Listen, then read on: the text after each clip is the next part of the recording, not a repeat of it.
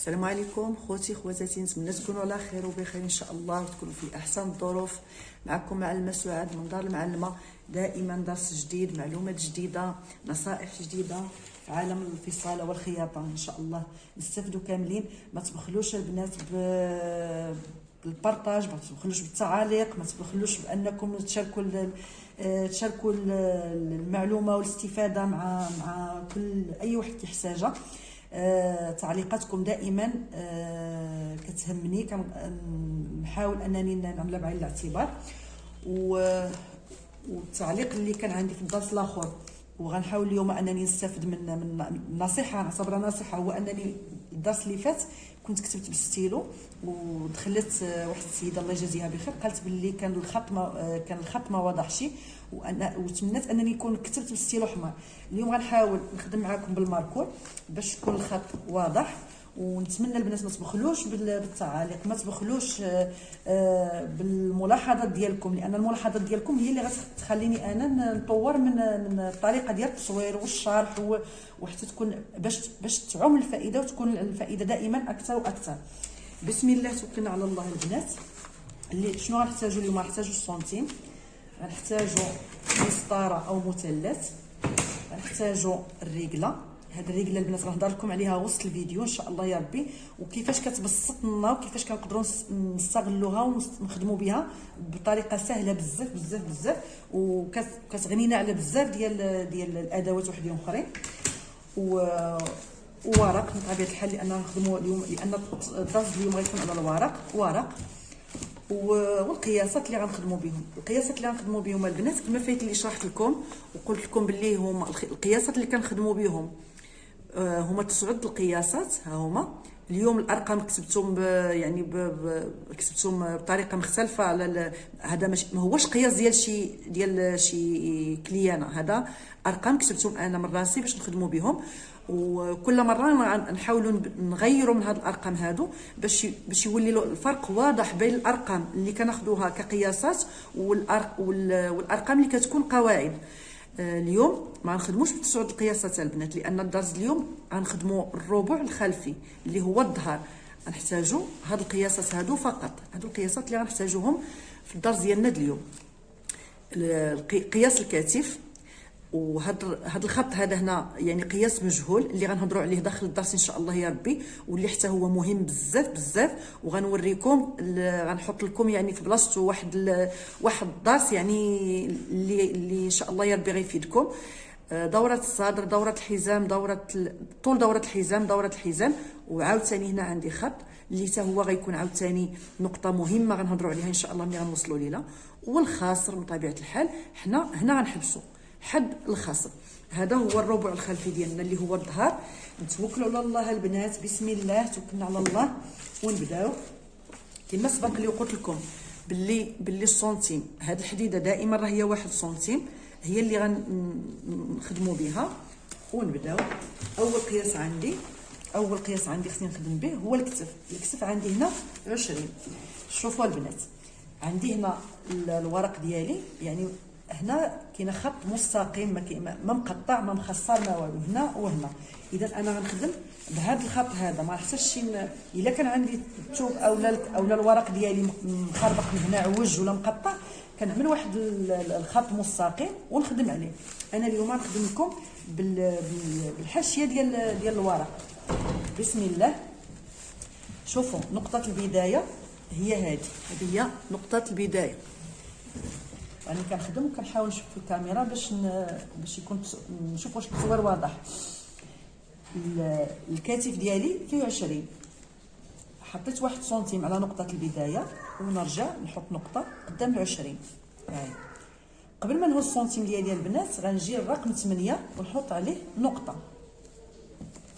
ولاو عندي 3 ديال النقط، نقطه البدايه، النقطه ديال الكتف، والنقطه ديال 8 اللي هي عندها 2 الادوار. الدور الاول هو انها كتولي عندي من بعد هي نقطه الطول، والدور الثاني واللي هو حتى هو دور مهم، هي كتحدد لي الفتحه ديال العنق اللي كنسميوها حنا في المصطلحات ديال الخياطه الحرده ديال العنق، الحرده. اذا هذه النقطه مهمه. دابا حطيت 3 النقط ديالي، نقطه البدايه، نقطه الكتف، نقطه العنق. اللي هي 8. وهاد 8 سنتيم البنات اللي حطيت فيها هنايا اللي فتحت بها العنق ديالي، هي تقريبا هي الرقم المتوسط اللي كنخدموا به. يعني نقدر نخدم انا بالتسعود ونقدر نخدم بالسبعه، نقدر نخدم بالتسعود ملي كيكون عندي شي قياس كبير، نقدر نخدم بالسبعه الا كان عندي شي قياس صغير، ولكن 8 هي الرقم اللي كنخدم به في اغلب القياسات. وغنحاولوا ان شاء الله نطبقوا الدروس ديالنا بهذه الطريقه هذه، يعني غنبقاو نخدموا بالارقام اللي كنخدموا بها المتوسط، يعني او الاغلبيه اللي كنخدموا بها الاغلبيه ديال القياسات. نرجع للتطبيق البنات. شوفوا حطيت سنتيم في الاول بالعرض، حطيت 3 النقط ديالي بالعرض، غنرجع نحط النقط بالطول. نقطه البدايه غنجي ونهبط منها ب2 سنتيم. بمجرد ما نهود ب2 سنتيم البنات، النقطه ديال البدايه كتلغى عندي، ما كتبقاش خدامه، يعني كنعمل عليها علامه ما بقاتش خدامه، ولات عندي النقطه ديال 2 سنتيم هي الا احتاجت نخدم بها من بعد غنخدم بها. غنمشي عاوتاني النقطه ديال الكتف اللي هي النقطه ديال 20، وغنهود ب3 سنتيم. تبعوا معايا البنات شويه بشويه، وحاولوا تعملوا حتى نتوما ورقه وستيلو، ولا تعملوا باترون حتى نتوما، وتقلوا الفيديو وتحاولوا تمشيو معايا خطوه خطوه، وراكم غتستافدوا البنات ان شاء الله وبزاف. غنرجع نصيل وعاوتاني شوفوا منين حطيت 3 سنتيم، بمجرد ما كنحط النقطه التحتانيه كنضرب على الاولى. دابا النقطه ديال الكتف ولات عندي هي هذه، غنصيلها مع نقطه العنق اللي هي ديال 8، وغنرجع نصيل هذه النقطه ديال العنق عاوتاني مع النقطه ديال البدايه اللي قلنا هودنا ب2 سنتيم. النقطه البدايه هودنا ب2 سنتيم، لغينا النقطه الاولى ولات عندنا نقطه البدايه هي هذيك 2 سنتيم. شوفوا تلغاو لي النقط بجوج، ولاو عندي نقط جداد، ولكن النقطه ديال 8 سنتيم بقات في بلاصتها. هذا علاش قلت لكم بلي هي نقطه مهمه كتولي كنخدم منها الطول. مور هاد النقط هادو شنو غنحتاج انني نخدم الصدر. وباش نخدم الصدر خصني يعني الصدر غنحطو بالعرض هكذا بالعرض، وقبل ما نحط اي نقطه ولا اي رقم بالعرض خصني ضروري البنات نقلبلو على واحد النقطه بالطول. باش نحط العرض ديالي اللي عندي في دوره الصدر، خصني قبل منه نحدد له واحد الطول، لان انا هنا بالنسبه لي ما عنديش فين نحط، ما نقدرش نجيب نضبط هذاك المكان اللي كنحط فيه العرض ديالي ونجيبو مضبوط، يعني فين غنحطو هنا ولا هنا ولا هنا. انا باش نحط النقطه ديالي وتكون في بلاصتها وتكون صحيحه خصني نقلب لها على نقطه طول. نقطه الطول اللي كنحطوا عليها العرض ديال الصدر هو التركيز. عقلوا البنات، هو التركيز. هاد التركيز ملي كنجيبوه، هاد التركيز غنحط لكم به جدول، كل رقم الصدر المقابل ديالو شنو هو التركيز، يعني التركيز اللي غنخدموه في هذاك الرقم ديال الصدر. جدول ان شاء الله يا ربي غيكون حصري في قناتي اللي ما عمر شي حد حطه وما عمركم شفتوه في شي بلاصه، وان شاء الله يا ربي نتمنى انه يتشهر هذا الجدول وينتشر وتعم الفائده ويوليو يستافدوا الناس منه بزاف. لان التركيز البنات هذا بصح هو مشكله ديال المبتدئين، مشكله ديال الناس اللي عاد كيتعلموا. كاين اللي كيقول لهم ديو الدوره يعني عبروا الكتف، الدوره ديال الكتف، كاين اللي كيقول لهم نقصوا من الصدر، كاين كل واحد كيفاش كيخدم. هنا ان شاء الله يا ربي وحصريا في قناتي غنحط لكم هذا الجدول، وما عليكم الا اذا عجبكم واستفدتوا منه تدعيوا لي بالرحمه بالوالدين كما كنطلب منكم دائما، والدعم للقناه. نرجعوا البنات بسم الله عاوتاني. قلنا التركيز اللي غنحتاج انا هذا الرقم اللي عندي في الصدر، انا عندي 28، غنحتاج له في التركيز 22. شوف انا قلت 22، نتوما 22 غتقولوا لي منين جبتيها، غنرجع نقول لكم انا غنحط لكم هذا الجدول اللي غتبقاو تخدموا به. دابا نتوما بالنسبه لي طبقوا هذا الدرس هذا بهاد الارقام اللي حطيت لكم، خدموه كما هكذا حفظوه، وان شاء الله يا ربي غنحط لكم الجدول. ها فين غنحط 22 من النقطه ديال الكتف غنهود ب 22، من النقطه ديال الكتف غنهود ب 22. هيا نتمنى يكون التصوير واضح. غنهود ب 22 وغنعمل نقطه، دائما نفس الاتجاه، نفس اتجاه النقطه الاولى غنعمل النقطه الثانيه. هنا ولا عندي هذا هو التركيز، ها هو التركيز ولا عندي، هذا هو التركيز. خدمته ب 22. منين جبت هاد 22 البنات؟ جبتها من هاد الجدول اللي غنحط لكم ان شاء الله يا ربي من بعد. دابا شوفوا هاد النقطه هذه هي اللي غنحط عليها دورات الصدر ديالي. دائما قلنا نقطه البدايه هي هذه، يعني هاد نقطه البدايه كتعني خط البدايه. خط البدايه هو هذا. غنحط نجي مقابله مع النقطه اللي حطيت دابا مؤخرا ونحط 28. ها هي 28. ودائما وكما بدينا في الاول غير كنحط النقطه ديالي التاليه كنضرب على الاولى. يعني انا هاد النقطه هذه حددت بها غير المكان ديال الصدر، هذا الدور ديالها حددت بها المكان فين غنحط القياس ديال الصدر ديالي. حطيت القياس الصحيح، ضربت على النقطه الاولى، يعني ولات عندي النقطه الصحيحه هي هذه. صافي البنات واضح؟ حاولوا تسمعوني بشويه بشويه، حاولوا تقلوا الفيديو باش تفهموني اكثر. دابا شنو غنعمل؟ دابا نعملوا الخط ديال التركيز باش يبان لكم شنو كنعملوا. قلنا هذه الرجله مهمه بزاف. هذه الرجله البنات كتسهل عليكم بزاف. انا غنحط لكم قاعده كيفاش تخرجوا الدوره ديال التركيز الا ما كانتش عندكم هذه الرجله، ولكن كنصحكم انكم تشريوها. الثمن ديالها ماشي غالي بزاف وعندها دور كبير في الصاله. اذا انا باش نخدم بهذه الرجله شنو غنعمل؟ قبل بعد ما نخدم بها، ملي غنشريها وتكون باقا جديده، غنجي لهاد الدوره هذه، ها هي هانتوما شوفوا من هنا، غنجي لهاد الدوره، هاد التقويصه هذه، ونعمل فيها واحد النقطه في النص ديالها، مفهوم؟ هاد النقطه هي اللي غنبقى نخدم بها باش نخرج الدوره ديال التقويصه ديال التركيز. كيفاش غنعمل؟ غنحط هاد النقطه هذه فوق النقطه ديال الصدر اللي قلنا هي الثانيه ماشي الاولى، هي النقطه ديال الصدر، وغنحاول نصيل ما بين النقطه هذه والنقطه ديال الكتف. عندي شي شويه ديال الضيقه البنات، ولكن كنظن راه واضح التصوير. هنا غنصيل من هاد النقطه هذه هانتوما مع النقطه ديال التركيز. واضح البنات؟ النقطه ديال الصدر مع النقطه ديال الكتف هي اللي كتعطيني التركيز. النقطه ديال الصدر مع النقطه ديال الكتف مع الرجله اللي قلت لكم باللي هي الدور ديالها مهم بزاف. حددت لها النص ديال الدوره ديالها، هو به كنخدم. هذا النص هذا به كنخدم. هذه الطريقه البنات كتعطيكم واحد القياس في التقويصه اللي كيخلي الكليانه اللي غتخدموا لها مرتاحه، ما كتزيرلاش الظهر. ما كيجيكش الظهر ملي كتلبس الجلابه كتحس به الكتاف مزيرين، لا، كيعطيك واحد التمريحه في الظهر وكتخدم بطريقه مرتاحه. والاهم هو انها كتبعدك على الاخطاء. نكملوا البنات، نحاولوا نكملوا. قلنا خدمنا الكتف، هودنا بطول التركيز، حطينا عليه الصدر. دابا حنا محتاجين نخدموا طول دورات الحزام. خدمنا الكتف، خرجنا التركيز اللي هو هذا، ما كانش عندنا خرجناه، واللي قلت لكم اللي غنحط لكم به جدول. حطينا دورات الصدر. دابا عندي طول دورات الحزام. طول دورات الحزام هي اللي غنحطها، نحط فوق منها العرض ديال الحزام ديالي. حنا قلنا اي نقطه بالعرض خصها تسبقها نقطه بالطول. منين غندير البنات هاد النقطه ديال طول دورات الحزام؟ من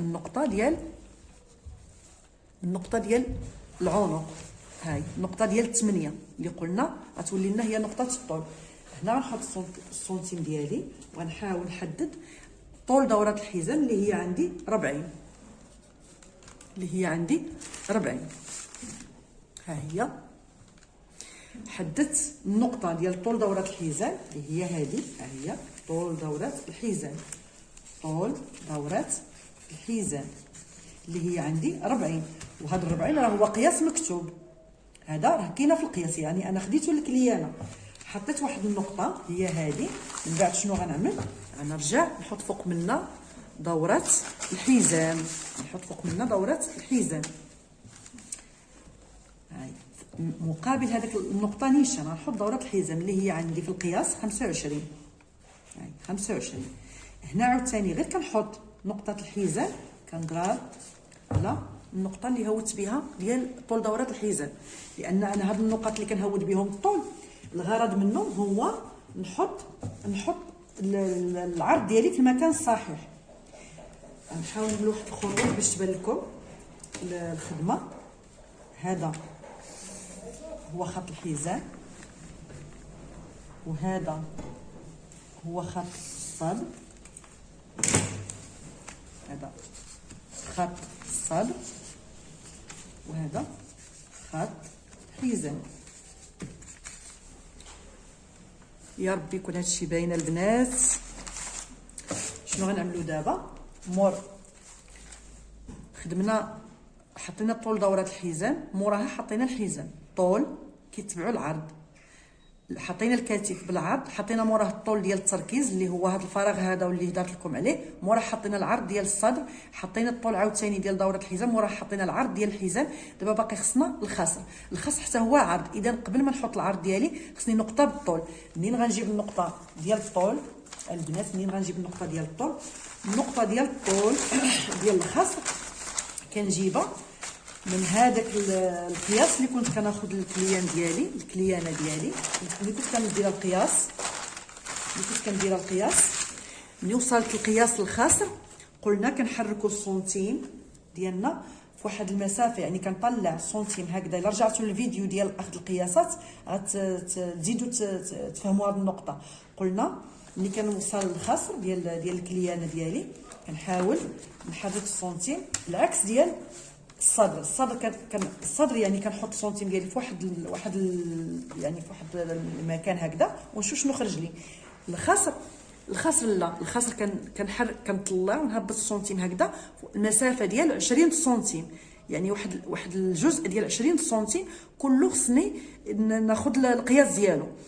هنا دابا هنا غنطبقوا هذيك 20 سنتيم. هذيك 20 سنتيم اللي خديناها كقياس في اخذ القياسات هي اللي غنطبق بها الدرس دابا. اللي غتكون عندي هي نقطه الطول اللي غنحط عليها العرض. اذا ملي غندي هذيك نقطه الطول غنديها من الحزام غنهود ب 20. ها هي 20 وغنرجع نحط عرض الخصر اللي عندي اللي هو 31 القياس 31. ها هو 31. وكما العاده بمجرد ما كنحط النقطه ديال النقطه ديال العرض، ها هي النقطه ديال العرض هانتوما هوت ب 20 من الحزام لهنا. ها هي 20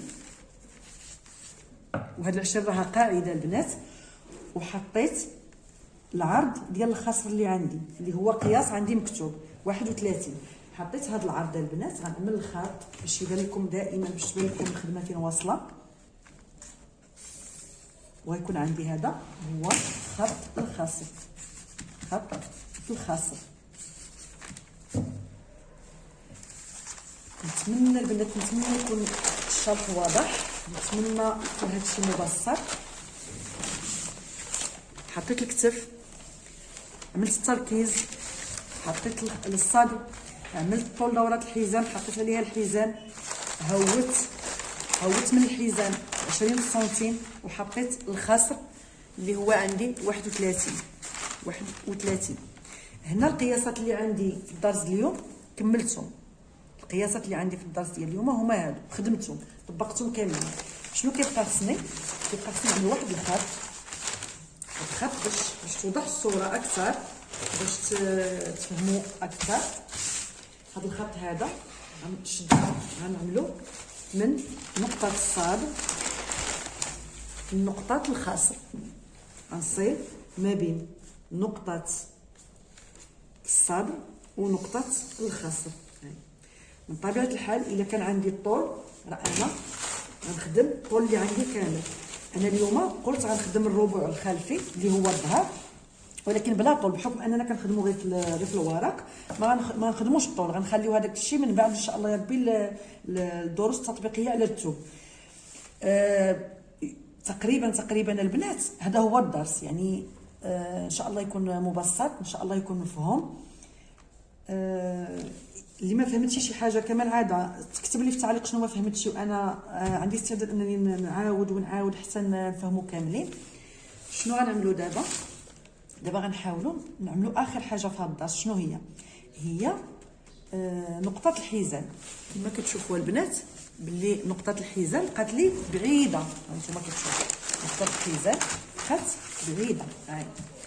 هنا الا رجعتوا للدرس اللي فات غتلقاوني كنقول باللي نقطه الحزام ممكن ما نقسمهاش وممكن ما نخدمش بها، ودابا هذا جا وقتها باش نشرحها لكم علاش. هاد نقطه الحزام البنات انا فقتاش غنخدم بها هاد النقطه هذه، فقتاش غنخدم بها في حاله ما كانت واحد الكليانه باغيه يعني القياس يكون لاصق عليها، يعني قد نيشان ما يكونش اتساع. حنا الحمد لله هاد اليوم الموضه اللي خارجه اليوم، وان الحويجات اللي خارجين اليوم متسعين مرحين، ما نحتاجوش اننا نضيقوهم. لهذا السبب هذا انا ما غنخدمش في هذه النقطه.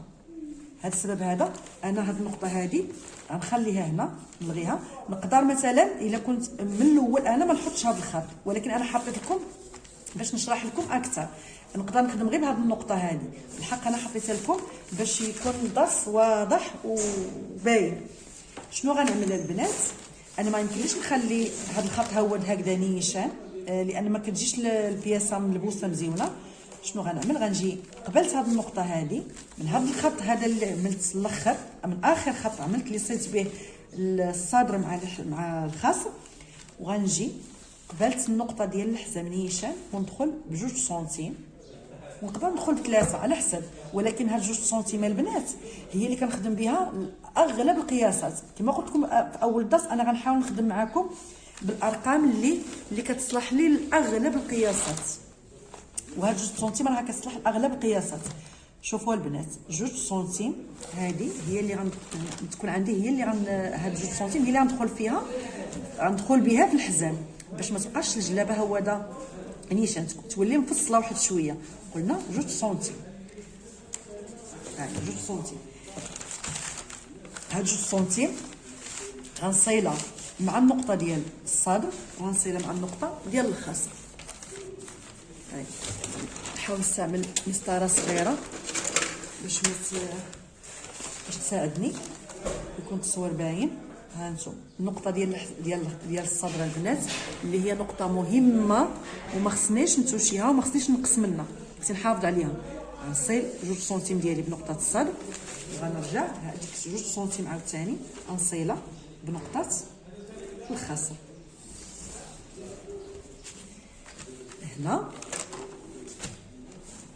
هاد البلاصه هذه غتقطع وغتولي عندي، يعني هنا في هاد البلاصه ديال الحزام هنا غتولي عندي واحد الدخله اللي كنسميوها الخوصال. يعني انا هنايا دخلت في الحزام باش نبين باللي نبين لاكوب ديالي، نبين الصاله ديالي. الدرس اليوم البنات هو هذا. كنظن انه مبسط، كنظن انه سهل.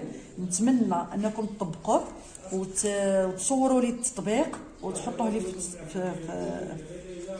سواء في الواتساب ولا الميسنجر ولا في التعليق، ونصحوا مع بعضياتنا. ما تعكزوش وما تبخلوش البنات انكم تعاودوا تشوفوا الفيديو وتستافدوا منه. الا ما فهمتوش شي حاجه عاوتاني كنرجع نقول لكم، قولوا لي شنو ما فهمتوش وانا نعاود معكم. الا كان الدرس صعيب قولوها لي. نتمنى نكون بسطت، نتمنى يكون الدرس مفهوم. وكما العاده ما تنساوش الرحمه بالوالدين. اللي استافد من الدرس يدعي معايا دعوه الخير، واللي ما استفدش يقول لي شنو اللي ما فهمش. ودمتم بخير، والى الدرس المقبل ان شاء الله.